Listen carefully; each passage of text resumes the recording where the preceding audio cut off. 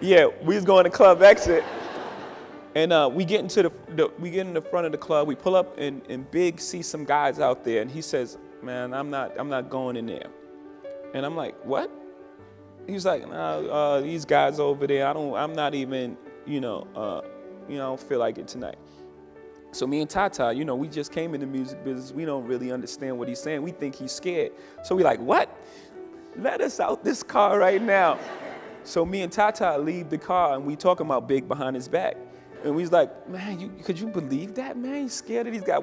But we wanted to prove to the guys in front of the club that we wasn't scared. So we go in the club, Big pulls off, and for a while, I thought that he was really scared of these guys, until later on, I realized that he had a bigger goal, and he knew where he was going, and he didn't want to deal with it. He wasn't scared. It was just like, why put himself in that position if he didn't have to?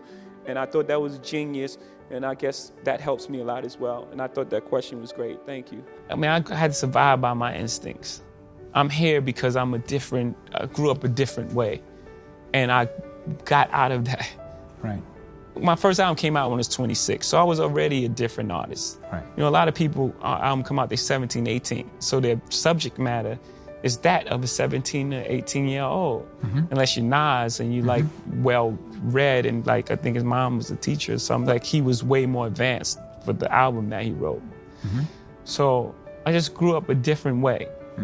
But she's a very compassionate person. And a lot of times you get in trouble trying to help others, So I can identify with it. It's just that there's certain things that happen that it's not really acceptable to me. And we just need to speak about it. And it's just like, however the relationship evolves, but there's genuine love there. When you get to my age, you will not measure how well you've done by how much money you've got. I can guarantee you that. You'll all do fine on money anyway. I mean, think about it. 7 hours a day, you're in a bed. You got exactly the same mattress I've got.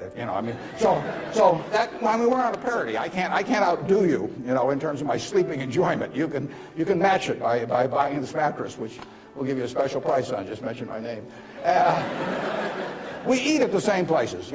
We eat at Dairy Queen, particularly if you're in my position because we own it. But we eat at McDonald's and Burger King, and when I leave here, I'll stop by a fast food place on the way. So our eating experiences are the same. We travel the same. I mean, I had a 10-year-old car up till about a year ago, and it just doesn't make any difference to me. They all work. We live in a place that's warm in the winter and it's cool in the summer, and we watch the Super Bowl on big screen TV. You do it, I do it. We dress more or less the same. I mean, I pay more for my clothes, but they look cheap when I put them on, so we're really on a parity. Yeah. So the money isn't going to be that big a deal. Everybody in this country is going to, with the intelligence this group has, the energy you have, you're going to do well. So what's the difference? What really counts? Well, I would say that you will measure, health is enormously important, and that's a matter of a fair amount of luck. I mean, so I'm not shortchanging it. I'm just saying you can't do too much about that. But you will measure your success in life by how many, and extent, whether it's the people you want at 70 or whatever the age may be, you'll measure it by how many of them really love you, in the end. I mean, you can't buy love. I mean, it doesn't work. You can buy sex, you can buy testimonial dinners, you can buy your name on buildings, you can do all kinds of things. But love is to be lovable. My mom was just such a strong woman, like a beautiful, strong woman who never allowed me to feel sorry for myself, and always gave me inspiration and told me things like you could be anything in the world. You don't let anyone tell you anything different. And those words and the things that she told me, I believe like wholeheartedly to my heart to this day. Like I believed it so hard that, she was like, I was the clay that she molded. I can certainly define happiness because that's what I am. I mean,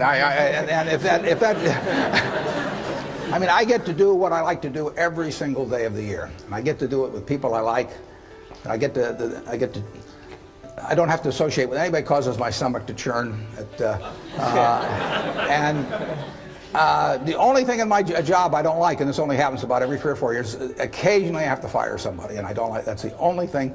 Other than I tap dance to work, and I get down there, and I think I'm supposed to lie on my back and paint the ceiling, or something like Michelangelo. I mean, that's the way I feel, and it doesn't diminish. It's tremendous fun. So, if they say that success is getting what you want, and happiness is wanting what you get.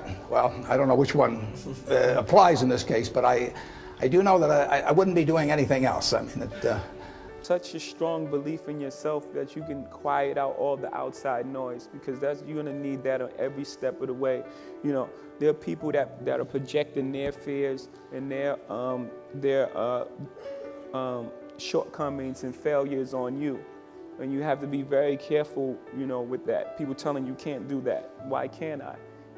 Because they may have tried, or they don't believe that they can do it. And it's not really about you. It's about what they feel and their fear inside. So you have to be strong enough and resilient to believe in whatever it is you're trying to do. And, good luck with it. I mean, the truth is, I've got a lot of wealth, little pieces of paper.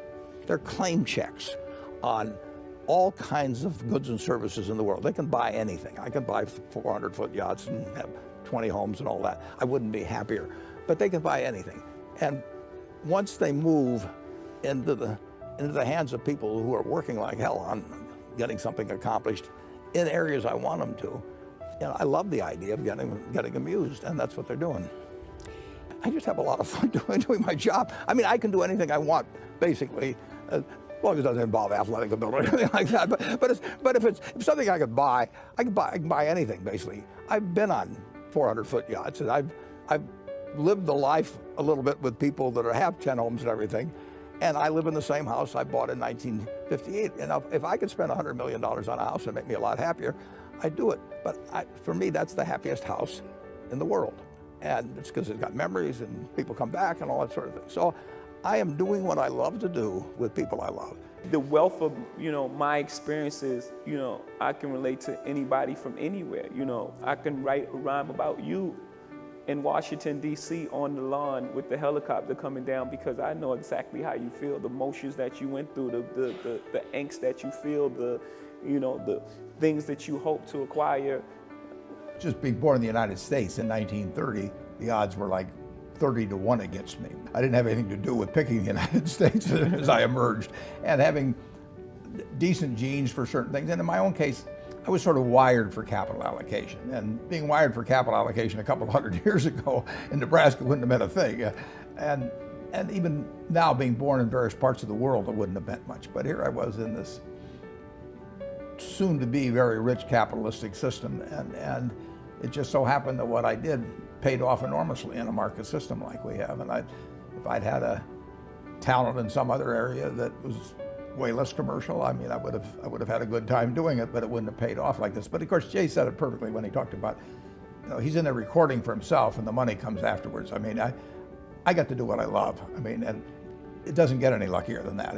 If you can spend your lifetime doing things you love every single day. I mean, I would be doing what I do now, and I would have done it in the past, if the payoff had been in seashells or shark's teeth or anything else.